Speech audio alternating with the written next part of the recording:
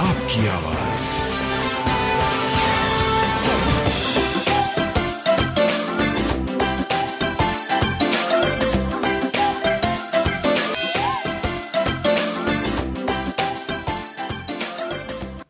राजनीति अब राजू नीति बनने जा रही है। राजू श्रीवास्तव अपना चोला जो बदलने जा रहे हैं। राजनेताओं पर कॉमेडी बम छोड़ने वाले राजू सियासत में आकर कैसी पारी खेलेंगे, इस बात की अभी से चर्चा होने लगी है। हम आपको सुनाएंगे राजनीति में आने के बाद राजू का दिल क्या कहता है। साथ ही ये भी दिखाएंगे अब तक राजू सियासत के मैदान में किस किस पर भारी पड़ चुके हैं।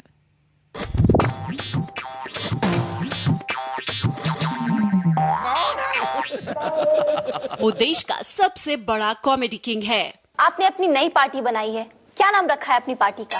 AB, अमन सिंह और बचपन पार्टी। हम तो इतने कॉन्फिडेंट हैं कि हमने अपने मंत्री पद भी डिसाइड कर दिए हैं। हमारे आमिर खान वो होंगे शिक्षा मंत्री। शिक्षा मंत्री? देखिए, चाहे तारे जमीन के हो चाहे 3 इडियट्स हो, उन्होंने हमेशा शिक्षा की बात की। साइकिल के सहारे सांसद बनने की तैयारी शुरू कर चुका है। मंत्री जी, आपने कहा था अगर आपके खिलाफ एक भी विधायक खड़ा हुआ तो आप अपने पद से इस्तीफा दे देंगे। यहाँ तो 50-50 विधायक खड़े हो गए, इसके बारे में आपका क्या कहना है? देखिए मैडम, मैं एक बात बता दूं आपको, मैंने एक विधायक के लिए कहा था, एक विधायक के लिए, 50 विधायक के लिए नहीं। मंत्री जी, लेकिन 50 तो बहुत ज्यादा होता है, आपको तो कुर्सी फौरन छोड़ देनी चाहिए। मैं कहता हूँ फायदा क्या होगा? अगर मैं कुर्सी छोड़ देता हूँ इससे फायदा क्या होगा? वो 50 के 50 क्या इस कुर्सी में बैठ पाएंगे? बताइए। मंत्री जी, आपकी सरकार में तो महंगाई की वजह से आम जनता का तेल निकल गया। तेल निकल गया? ओ, तेल निकल गया? अच्छा, वेरी गुड। अब तो जनता को तेल खरीदना नहीं पड़ेगा, तेल अपने घर का हुआ। कानपुर से समाजवादी पार्टी के टिकट पर चुनाव लड़ेंगे राजू। गांधी जी के 3 बंदर थे, उन तीनों बंदरों को पूरा हिंदुस्तान ढूंढ रहा है, लेकिन मुझे मिल गए, मुझे मिल गए। अरे नहीं नहीं नहीं, गांधी जी के 3 बंदर, पहले करुणानिधि, कुछ देखते नहीं। दूसरी ममता बनर्जी, किसी की सुनती नहीं। तीसरे मनमोहन सिंह, कुछ बोलते नहीं। हंसते हंसाते अपनी बात कहने वाले राजू ने साफ कर दिया है, राजनीति जरूर करेंगे, मगर इस राजनीति को न मुलायम रोक सकेंगे और न कोई और। उत्तर प्रदेश में चुनाव आए तो बड़े बड़े नेताओं ने ये किया, बोले गरीब के घर में रात बिताओ, रात बिताओ, अच्छा मैसेज जाएगा गरीबों में। तो ऐसे गरीब की झोपड़ी में रात को 2 बजे दस्तक हुई। बुढ़िया निकली गरीब, अरे कौन है? अरे अम्मा देखो, आपकी झोपड़ी में बहन जी आई हैं। अरे तुम्हारी बहन होंगी?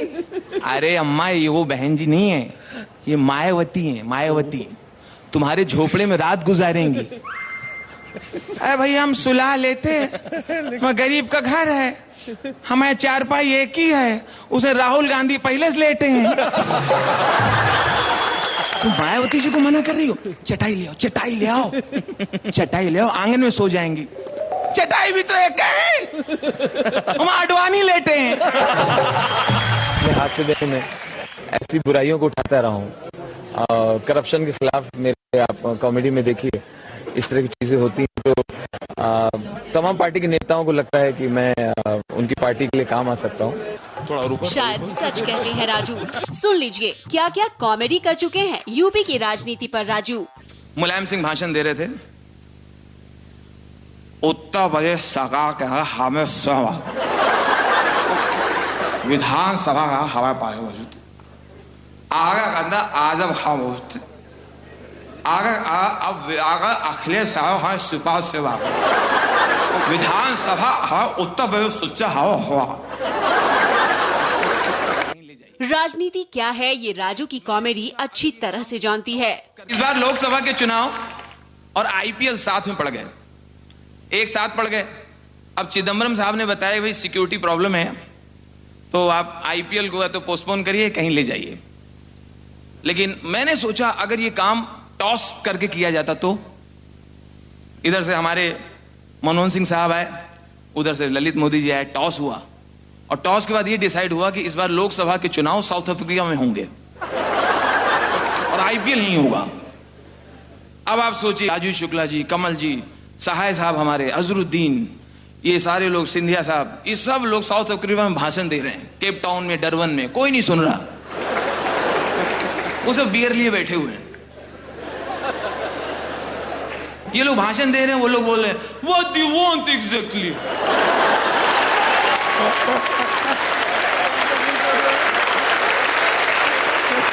राजू के लिए ये ढोल तो टिकट मिलने पर बज रहे हैं।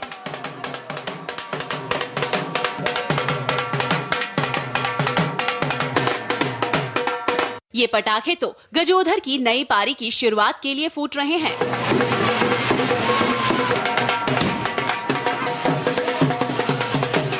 लेकिन अभी चुनाव दूर है, राजू जीतेंगे या हारेंगे कोई पक्का नहीं कह सकता। बचपन परिवार के बारे में कुछ नहीं सोचा? उनके बहुत कुछ सोचा है।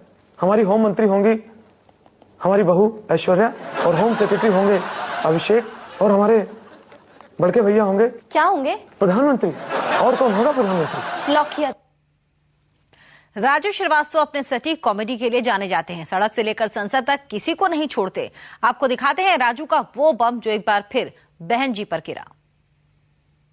अभी भी खबर मिली है कि दिल्ली के मैदान के पास चलती फिरती नोटों को देखा गया है। दर्शकों, नोट खर्च तो हो सकते हैं, लेकिन क्या वो चल फिर भी सकते हैं? आगे की जानकारी के लिए आपको ले चलते हैं हमारे संवाददाता दीपक के पास। दीपक, क्या खबर है?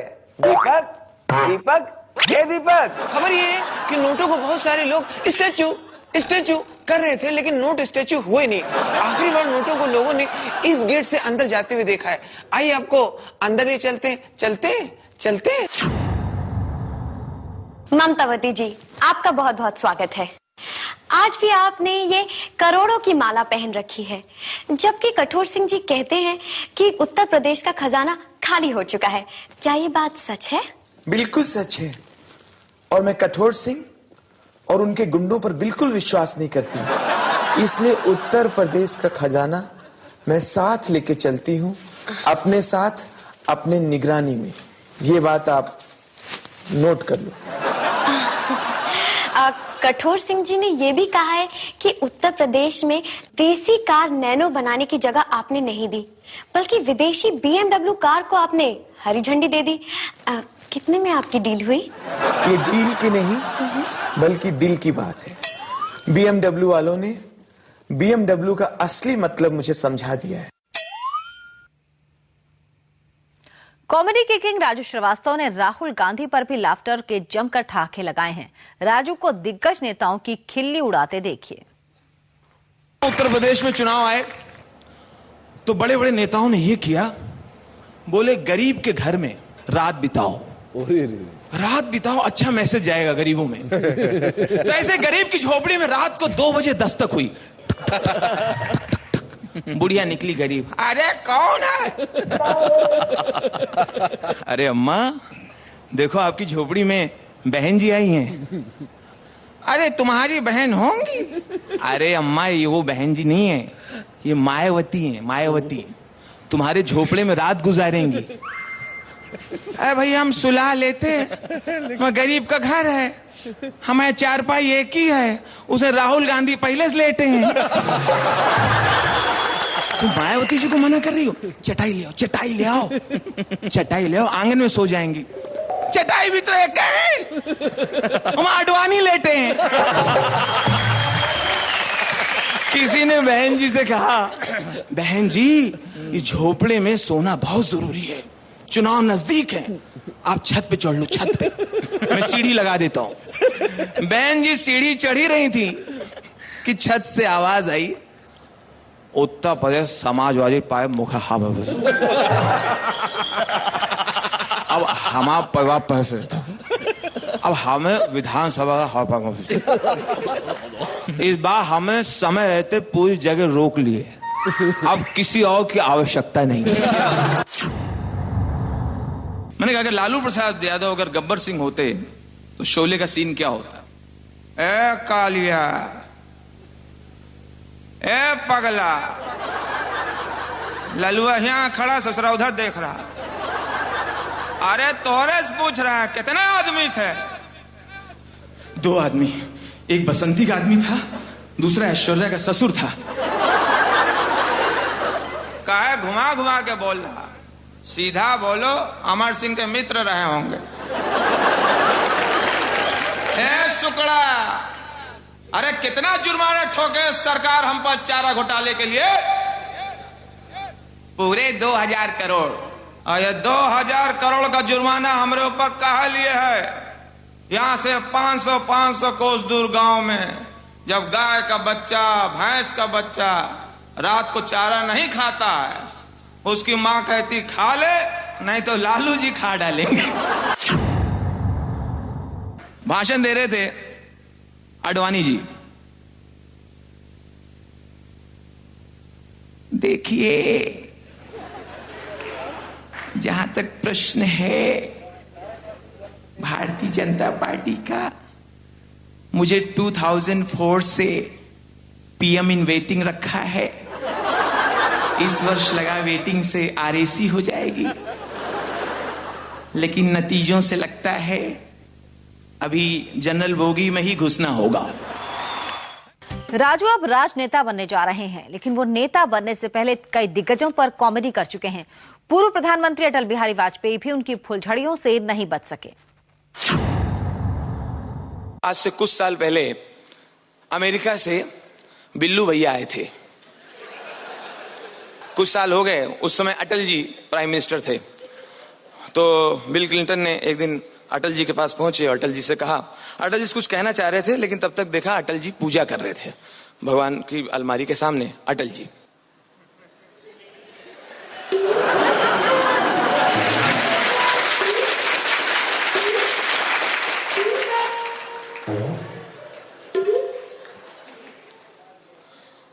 मुझको भी तो लिफ्ट करा दे, मेरी मैरिज फिक्स करा दे, 4 नहीं तू 1 दिला दे, लेकिन दिल की नेक दिला दे। जब परवेज मुशर्रफ आया, अपनी बीवी संग मिलाया, उसको मिलने मैं सकुचाया, तोड़ दे मेरा संकोच मौला। मेरे लाफ्टर किंग राजू श्रीवास्तव हिंदुस्तान से निकलकर जा पहुंचे हैं पाकिस्तान। वहां राष्ट्रपति आसिफ अली जरदारी बनकर राजू को पाकिस्तान की जनता की अदालत में पेश होना पड़ गया। पाकिस्तान के राष्ट्रपति जरदारी पर यह आरोप है कि ये अपने ऊपर जोक लिखने वालों को जेल भिजवा देते हैं। क्या ये सच है? जनाब, ये बिल्कुल ही बिल्कुल गलत इल्जाम मेरे ऊपर। जो लोग मेरे खिलाफ हैं, उन्होंने मेरे खिलाफ साजिश रची हुई है। जनाब, मेरे ऊपर जोक लिखने वाला एक भी शख्स जेल में नहीं है। वो जो भी है वो अस्पताल में भर्ती है जनाब। मैं उनका पूरा ख्याल रखता हूं जनाब। मैं खुद अस्पताल पहुंच जाता हूं और उनसे बार बार पूछता हूं, हमेशा पूछता हूं, क्यों बेटा और भी जोक लिखोगे मेरे ऊपर? आप पर अगला इल्जाम ये भी है कि आपने पाकिस्तानियों की आजादी छीन ली है।